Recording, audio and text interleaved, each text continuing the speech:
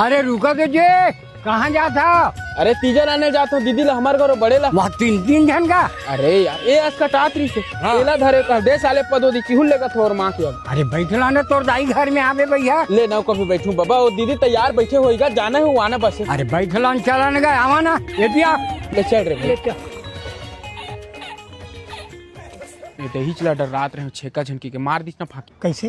अरे यार एक आदत ठीक नहीं लगा है बाबा के थोकन टुनहा बानी है कुछ भी चीज दी ना खावे पी बचन और तहु सुन रे कुछ भी दी बेटा कुछ नहीं खाना पीना 5 मिनट में बैठो तुरंत भाग दो। हाँ आओ बाबू आओ आओ आओ ले बैठा का बैठा बाबू हो बैठा।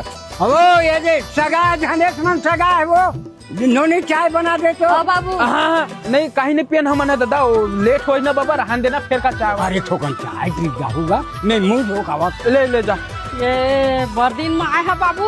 ले भैया चाय ले का चाय ले दे बेटा। ए छोटू चाय ना पीले पीले ना ना पी लेने का भारी नखरा है तोरो भाई। ना भैया मना करे। अच्छा काबर तोला टोन है की